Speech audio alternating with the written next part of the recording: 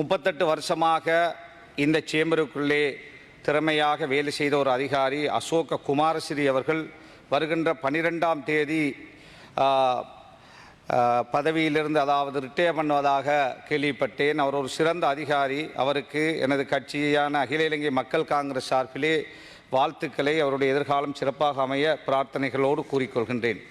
அதேபோல் இன்று நான் இங்கு வருவதற்கு முன்னர் ஜனாதிபதி ஏப்ரல் 21ஆம் தேதி நடைபெற்ற குண்டு தாக்குதலினால் பாதிக்கப்பட்ட மக்களுக்கு நியாயம் பெற்றுக் கொடுப்பதற்காக நடைபெற்று வருகின்ற ஜனாதிபதி ஆணைக்குழு அங்கு நான் நேரடியாக சென்று 2 தினங்களுக்கு முன்னர் அமைச்சர் விமல் வீரவன்ஸ் அவர்கள் இல்லாத பொல்லாத பொய்களை என் மீது, என்னுடைய சகோதரர் மீது, அதே போல் இன்னும் எமது சமூகத்தின் மீதெல்லாம் சுமத்தியதை அந்த விசாரணை குழு கமிட்டிக்கு, அதாவது கௌரவமான நீதிபதிகளை கொண்ட அந்த விசாரணை குழுவுக்கு நான் நின்று போய் விசாரணையுடைய அறிக்கை வருவதற்கு முன்னரே விசாரணையில் உள்ள விஷயங்கள், அந்த விசாரணையிலே இவ்வாறெல்லாம் முடிவு காணப்பட்டிருக்கின்றது என்ற ஒரு பொய்யை, அபாண்டத்தை இந்த நாட்டிலே சொல்லி தன்னுடைய அரசியல் இருப்புக்காக விமல் வீரவன்ச செய்திருக்கிறார் என்ற செய்தியை இன்று நான் எழுத்து மூலமாக என்னுடைய சட்டத்தரணி ருஷ்தி ஹபீப் ஊடாக ஜனாதிபதி ஆணைக்குழு ஏப்ரல் 21 பாஸ்கோ ஜனாதிபதி ஆணைக்குழுவுக்கு சமர்ப்பித்து விட்டு வந்தேன். அந்த கொடுத்த அந்த அறிக்கையை, அந்த கடிதத்தை இங்கு நான் ஹன்சாட்டிலே சேர்த்து கொள்ளுமாறு டேபிள் பண்ணுகிறேன். அடுத்ததாக, இன்று நாட்டிலே உங்களுக்கு தெரியும், இன்று முக்கியமான இந்த விவாதம், இந்த நாட்டிலே பொருளாதாரம் மிக வீழ்ந்து மக்கள் வாழ முடியாத ஒரு துர்ப்பாக்கிய நிலை, 3 வேளை சாப்பாட்டுக்கு கூட கஷ்டமான ஒரு நிலை ஏற்பட்டிருக்கிறது. இந்த கொரோனா தாக்கம் இந்த பொருளாதாரத்தை ஓரளவு தாக்கியிருந்தாலும் இந்த கொரோனா உலகத்தையே தாக்கியிருக்கின்றது. என்றாலும் எமது நாட்டிலே கொரோனாவை விட இன்னும் ஒரு பெரிய தாக்கம்தான் இனவாதம் என்று தலைதூக்கி நிற்கின்றது. இந்த நாட்டின் சுதந்திரத்துக்கு பிறகு சுதந்திரத்தை பெறுவதற்காக எல்லா இன மத தலைவர்களும் ஒன்றுபட்டுத்தான் சுதந்திரத்தை பெற்றார்கள். இந்த நாட்டு சுதந்திரம் பெறுகின்ற பொழுது இந்தியாவுடைய நாணய பெறுமதியை விட இலங்கையுடைய நாணயம் உயர்ந்த நிலையில் இருந்தது. ஜப்பானுக்கு அடுத்ததாக இந்த ஆசிய கண்டத்திலே பொருளாதாரத்திலே உயர்ந்து நின்ற நமது நாடு 56ஆம் ஆண்டு SWRD பண்டாரநாயக் அவர்கள் இனவாதத்தை கையிலே எடுத்துக்கொண்டு இந்த நாட்டின் ஆட்சி கதிரையிலே அமர வேண்டும் என்பதற்காக அவர் எடுத்த அந்த பிழையான முடிவும் பிழையான அந்த தேர்தல் பிரச்சாரமும் அவருடைய அந்த வெற்றி அவருடைய வாழ்க்கை, அதாவது ஆட்சி அதிகாரத்தில் நீண்ட காலம் அவரால் இருக்க முடியவில்லை. அந்த இனவாதமே அவரை அழித்து கொண்டது. அதே போலதான் ஹிட்லர் ஜெர்மனியிலே இனவாதத்தின் ஊடாக அந்த நாட்டை ஆள, அந்த நாட்டு மக்களை ஏமாற்ற முயற்சித்த பொழுது அந்த ஹிட்லரும் அழிந்து ஜெர்மனிய நாடு அழிந்த வரலாறை நாங்கள் பார்க்கிறோம். அதே போலதான் இன்று ட்ரம்ப், அமெரிக்காவுடைய அதிபர் ட்ரம்ப், அந்த இனவாதத்தின் உச்சத்தின் ஊடாக இந்த உலகத்திலே இனவாதத்தை விதைக்கலாம் என்று அமெரிக்காவிலே ஆட்சி கதிரையிலே அமர்ந்தவர் இந்த தேர்தலிலே தோல்வியடைந்து நேற்று கூட அந்த தோல்வியை தாங்கிக் கொள்ள முடியாமல் அந்த நாட்டிலே கலவரங்கள் வெடித்திருப்பதை நாங்கள் பார்க்கிறோம். எனவே இனவாதத்தின் ஊடாக, மதவாதத்தின் ஊடாக இந்த நாட்டிலே அல்லது எந்த நாட்டிலோ நல்லதை செய்யலாம், பொருளாதாரத்தை வளர்க்கலாம், சுற்றுலாத்துறையை வளர்க்கலாம், அல்லது இந்த நாடு நல்ல முறையிலே முன்னேறும் என்று யாராவது எதிர்பார்ப்பார்களாக இருந்தால் அது ஹிட்லருக்கு நடந்ததை போல, ட்ரம்புக்கு நடந்ததை போல, அதே போல SWRD பண்டாரநாயக்காவுக்கு நடந்ததை போலதான் அமையுமே ஒழிய ஒருபோதும் நாடு முன்னேறப் போவதும் இல்லை, தலைவர்கள் முன்னேறப் போவதும் இல்லை. தாங்கள் சார்ந்த கொள்கைகளை கொண்ட அரசியல் கட்சிகள் ஆட்சி விடங்களிலே தற்காலிகமாக அமரலாமே ஒழிய நாட்டின் பொருளாதாரத்திலே ஒரு முன்னேற்றத்தை காண முடியாது. எனவேதான் நாங்கள் கேட்கிறோம், இந்த நாட்டிலே தொடர்ந்து இனவாதத்தை கக்குவதனூடாக இந்த நாட்டிலே வாழுகின்ற சிறுபான்மை இனத்தினருடைய உரிமைகளை பறிப்பதன் ஊடாக இந்த நாட்டுடைய இறைமைக்காக 1200 வருடங்கள் இந்த நாட்டிலே சிங்கள பெரும்பான்மை மக்களோடு தென்பகுதியிலும் வடகிழக்கிலே தமிழ் மக்களோடு சேர்ந்து வாழ்ந்த இந்த முஸ்லிம் சமூகம் இந்த அரசாங்கத்தில் கேட்டு நிற்கிறது. எங்களுடைய மரணத்துக்கு பிறகு கோவிட்-19 மரணிக்கின்றவர்களுக்கு இந்த உலகமெல்லாம் 190 நாடுகளிலே அடக்குவதற்கு அங்கீகாரம் கொடுத்திருக்கிறார்கள். அந்த குடும்பத்தினருக்கு முடிவெடுக்கின்ற அங்கீகாரத்தை கொடுக்கின்ற பொழுது நீங்கள் எங்களுக்கும் தாருங்கள் என்று கெஞ்சி பார்த்தார்கள். 9 மாதங்கள் நாங்கள் பொறுமையாக இருந்தோம். 9 மாதங்கள் நாங்கள் கெஞ்சி கேட்டோம். எங்களோடு இருக்கின்ற ஒட்டுண்ணிகளாக இருக்கின்ற முஸ்லிம் அரசியல்வாதிகள் சொன்னார்கள், நீங்கள் நீங்கள் ஒன்றும் ஆர்ப்பாட்டம் செய்யாதீர்கள், பேசாதீர்கள், பொறுமையாக இருங்கள், நாங்கள் பேசுகிறோம், நாங்கள் அதை பெற்றுத் தருவோம் என்று சொன்னார்கள். சொல்லி சொல்லி இந்த 9 மாதத்துக்குள்ளே 150க்கு மேற்பட்ட முஸ்லிம் ஜனாசாக்களை பலவந்தமாக எரித்திருக்கிறார்கள். கோவிட்-19 இல்லாத நெகட்டிவ் வந்தவர்களை கூட அவசரமாக ரினோசா போன்ற பலரை எரித்திருக்கிறார்கள். இவ்வாறு இன்று இந்த நாட்டிலே வாழ்கின்ற 20 லட்சம் முஸ்லிம்களும் வேதனையின் விளிம்பில் இருக்கிறார்கள், வேதனையின் உச்சத்தில் இருக்கிறார்கள், அழுது கொண்டிருக்கிறார்கள், படைத்த அல்லாஹ்விடத்திலே கையேந்தி கொண்டிருக்கிறார்கள். இந்த ஆட்சியாளர்கள் கருணையோடு பார்க்க மாட்டார்களா? ஏன் எங்களுடைய அடக்குகின்ற விஷயத்திலே இவ்வாறு அநாகரிகமாக, அசிங்கமாக, ஒரு இரக்க சிந்தனை இல்லாமல் இவ்வாறான ஒரு மோசமான சிந்தனையோடு இவர்கள் நடந்து கொள்கிறார்கள் என்று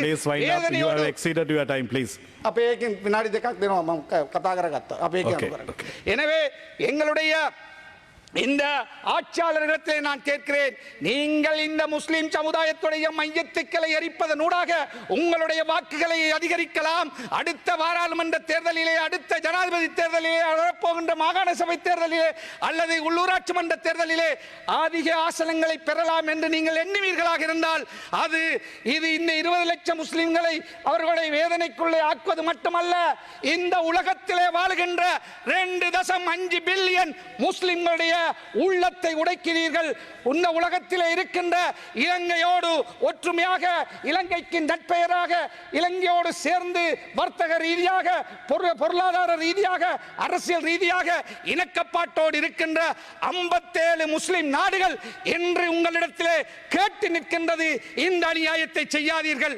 190 நாடுகளிலே புதைக்கும் கோவிட்-19 மரணிக்கின்றவர்களை புதைக்க முடியுமாக இருந்தால் ஏன் இந்த இலங்கையிலே மட்டும் முடியாது என்று உலக முஸ்லிம் நாடுகள் இன்று கேட்டு நிற்கிறது என்று லண்டனிலே, ஆஸ்திரேலியாவிலே, அமெரிக்காவிலே, இந்தியாவிலே, ஜப்பானிலே, சுவிஸிலே, பிரான்சிலே, கட்டாரிலே, மத்திய கிழக்கு நாடுகளிலே வாழுகின்ற இந்த நாட்டின் மீது பாசம் கொண்ட இலங்கையர்கள் தூதரவாளங்களுக்கு முன்னால் தக்பீரை சொல்லிக் கொண்டு இந்த நாட்டின் சிங்க கொடியை கையிலே ஏந்திக் கொண்டு இந்த நாட்டின் நிலைமையை, இந்த நாட்டிலே வாழ்கின்ற 1100 வருடங்கள் இந்த நாடு பிளவுபடக்கூடாது, இந்த நாடு ஒரே நாடாக இருக்க வேண்டும் என்று ஆசைப்பட்ட, பாடுபட்ட 1 லட்சம் முஸ்லிம்கள் அகதிகளாக்கப்பட்ட பொழுதும், காத்தாங்குடியிலே நூற்றுக்கணக்கான பேர் சுஜூதிலே கொல்லப்பட்ட பொழுதும், அதே போல ஏராவூரிலே அங்கு இங்கெல்லாம் அழிந்த பொழுதும் இந்த நாட்டை பிரிவுபட விடக்கூடாது.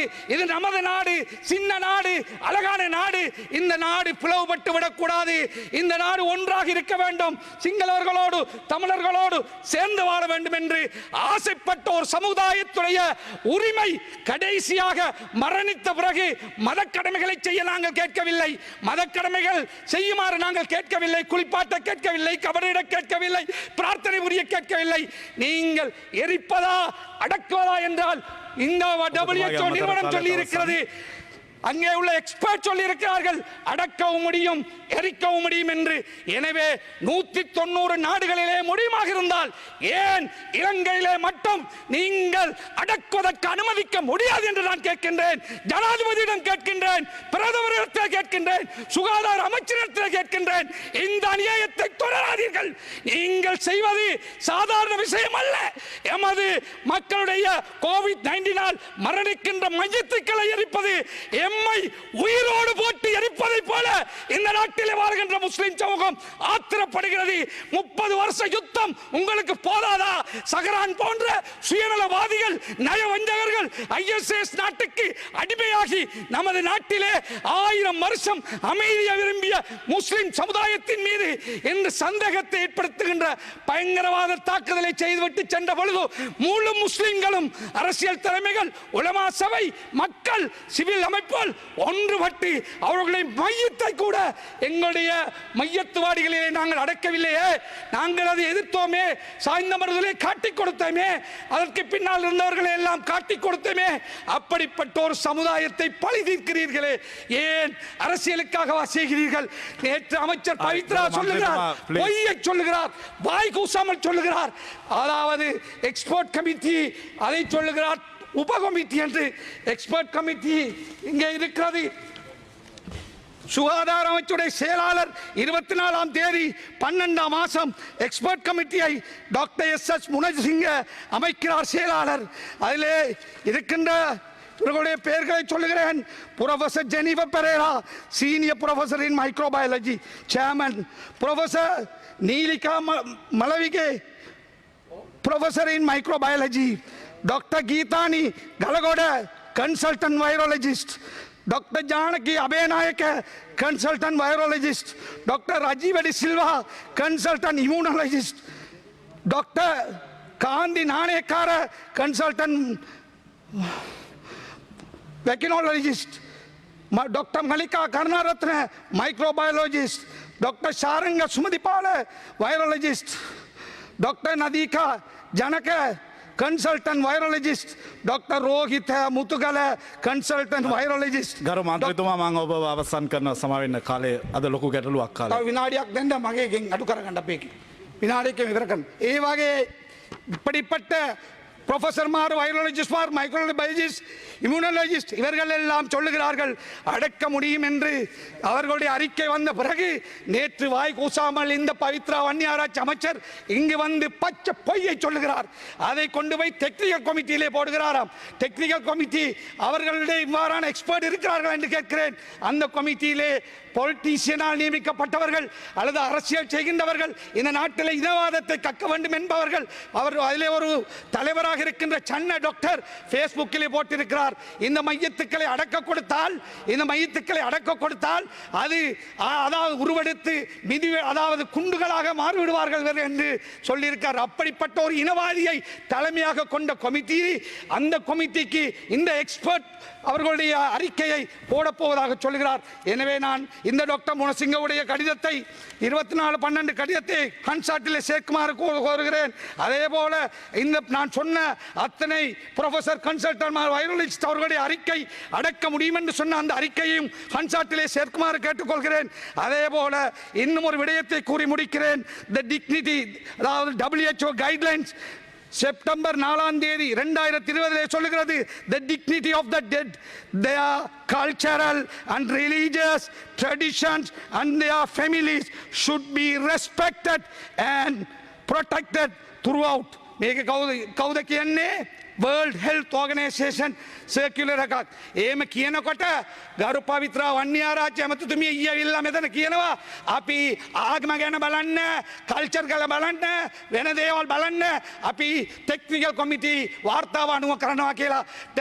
ටෙක්නිකල් කොමිටි එක එක්ස්පර්ට් කමිටි කියලා තියෙනකොට කරන්න පුළුවන් කියලා තියෙනකොට දැන් මෙතන ඇවිල්ලා පට්ටබල් බොරුවක් කියලා ගියා. ඒක හොඳ නෑ. වහාම මේක නතර කරන්න. මේක දිග කාලයට ගෙනියන්න එපා. කරුණා කරලා රටවල් 190ක් ඉඩ දීලා තියෙනවා නම් එයි මේ රට අපේ ලංකාව විතරයි. මේකට ඉඩ දෙන්න බෑ. මේක ඔයගොල්ලෝ අපේ ජීවත් වෙන ලක්ෂ 20ක් මුස්ලිම් සමාජවරින් දන්නේ ලෝකයේම ජීවත් වෙන බිලියන් 2.5ක් ජනතාව රටවල් මුස්ලිම් ජනතාව බෙඩියෙන් ජීවත් වෙන රටවල් තියෙනවා 57ක්. අපේ සියලුම මේ කාලයේදී යුද්ධ කාලයේදී ඒකෙන් පසුවත් මේ රට වෙනුවෙන් ඒ රටවල අපිට උදව් කරා. ජෙනීවාවල වෙලා උදව් කරා. හැම වෙලාවදී උදව් කරා. ඊරාන් රට ණය දුන්නා. තෙල් නැතුව ඉන්නකොට මමයි කතා කරේ. මහින්ද රාජපක්ෂ ජනාධිපතිතුමා කියලා කතා කරාම මාස 6කට ණය විදියට තෙල් දුන්නා. තාම ඒකෙන් කොටසක් තාම දීලා නැහැ. අපේ කබ්‍රාල් එමතුමා දන්නවා ඇති මිලියන් ඩොලර් 150ක් තාම අවුරුදු 10ක් ගෙවලා නැහැ. 2009 ගත්ත ණය. ඒ වගේ මුස්ලිම් රටවල් උදව් කරලා තියෙනවා. දැන් මුස්ලිම් රටවල් තරහා කරගෙන, මුස්ලිම් සමාජය තරහා කරගෙන සිංහල ඡන්ද ගන්න පුළුවන් කියලා ඔයගොල්ලෝ මේ වගේ වැරදි වැඩක් දිගටම කරුවොත් මේ රටට කරන විනාශයක් කියලා මේ වෙලාවේදී මම කියමින් නියන්න වෙනවා. ස්තුතියි. හරි, ඔබතුමාගේ අමතර කාලය ඒ පැත්තෙන් අපිට ගන්න වෙනවා. තාරක බාලසූරිය රාජ්‍ය ඇමතුමා කාලය දික් කරගැනීමේ යෝජනාව. Honourable Member, I propose that the Parliament be extended for until